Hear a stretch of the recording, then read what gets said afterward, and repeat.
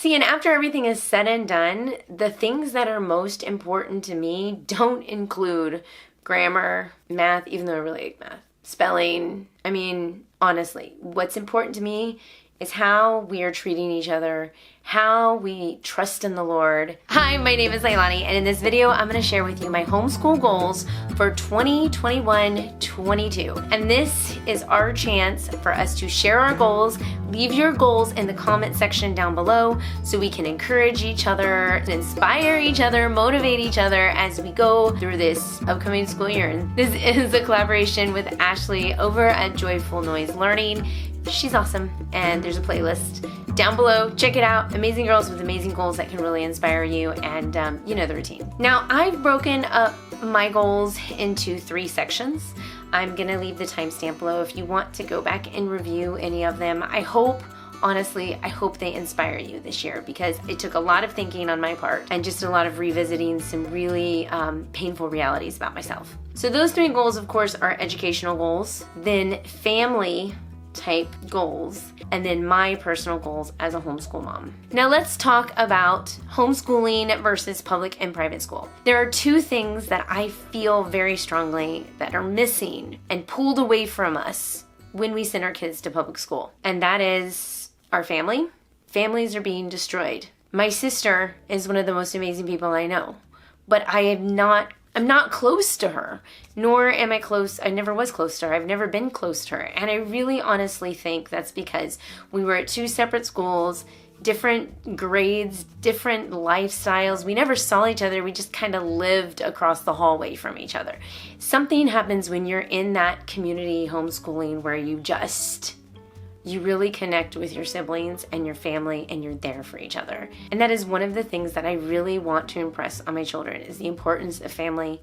And I don't want that family unit to be destroyed. So this year, one of my goals, overall goals, is to really protect our family dynamic and spend time together growing as a family in a positive way. I'm sick and tired of yelling at my kids. Go do your math assignment, go do your language arts assignment, go do this, don't forget your Spanish, all that stuff. The schoolwork has always become such a priority in my household, so much to the point where when there's opportunities for character building, I've pushed them aside. I want to focus on my family. I want to focus on character building. I want to pray together, try to focus in on what God has for our family. And that's another thing. I want to start looking at this world in a biblical worldview. Our minds, we've been stuck in Greek mindset, different types of worldly worldviews, all these kind of things, because that's how we were raised. The public school does not teach in a biblical worldview. I want to change that and then guide my kids when they fall into sin, or when they fall into fighting, or if they fall into something. I want to guide them out of that and look at it through biblical worldview in everything. Even with the foods that we eat, or the friends that we make, or the people that we encounter, or how we talk about things in public. I want that to be a biblical worldview. That's really hard to do when you've really been brainwashed into thinking a different way. And in order to do that, one of my goals is to really spend more time in scripture. We've always done our morning devotionals, or some time during the day devotional. We haven't really been consistent with morning devotionals. Sometimes they fall. I mean, you get the point, right?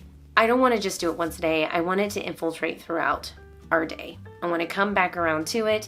Even if it's after lunch, we sit down and watch something, read through scripture. Right now, we're doing the study of the Romans. We did the Greeks a little while ago. Now we're on the Roman history, right? We're doing it kind of like a unit study, so to speak. But I'm following this timeline and doing, Matthew, Mark, Luke, John, Acts, Romans, all of those scriptures, apostolic scriptures, along with it, so we can see what it was like to live in Rome and understand their government, their system of government, their culture, their lifestyle, and put ourselves in the shoes of the apostles and the people during that time period to really understand what's going on, seeing it through their eyes so we can use it and interpret it and build our character today to be a reflection of the Lord. That's really something that I want to do. And I think it's a beautiful opportunity. It's really cool when you start doing stuff like this, how they kind of line up.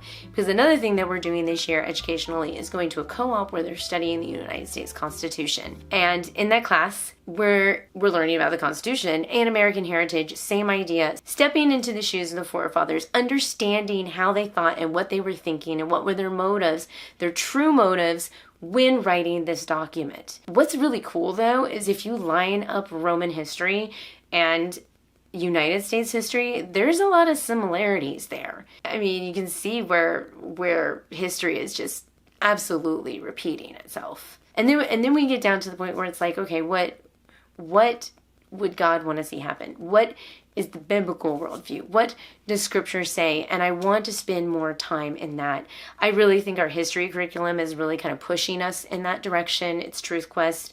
Not many people use it. I absolutely love it. It takes a lot more work. I'll be honest. It's not like a, here you go, open it up and read right from it. It takes a lot of work on your part. You have to go to the library, you dig, and honestly, I just want to soak in that. But that brings me to our educational goals as a family. I want to keep all of our core subjects minimal, challenging, independent, and consistent. Okay?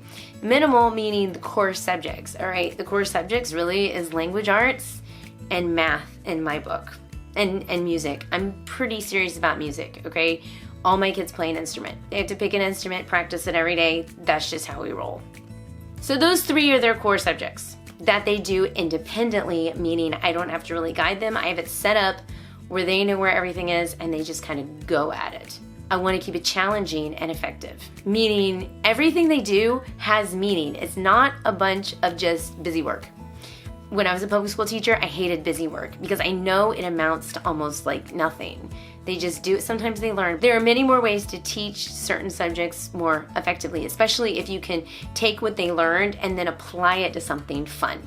So in other words, they can learn all their analytical grammar and they can learn their spelling, but if you take that and make them write essays about history and about Bible characters and about frogs, and none of those things have anything in common, but the point is that you're using these tools in your core subjects in something that you guys are studying together as a family, as a group, and they're going to remember those memories more and then remember how to do those things. They're applying it. There is some teacher, some wording. There's probably like a really like fancy educational word for that. I can't remember what it is right now. But you see what I'm saying? Like, you're not going to get bogged down in all the like, do another grammar worksheet, diagram another grammar sentence. No, you're going to do it once and then apply it to something that you're studying together as a group with activities, which also means I'm going to do more field trips. I'm going to have time for more field trips this year. There's a lot of places that I want to go. I mean, we're studying the United States Constitution. We're going to Virginia and Washington, D.C. this year. And I'm trying to plan a field trip to our state capital. We're also studying astronomy this year, and so I'm getting passes to the local museum that actually has a planetarium, as well as like events with night stargazing. We're gonna do that, totally, as a family, including Naomi. Because she is in our family, and just because she's younger, and just because she has special needs, doesn't mean that we leave her out of any of this.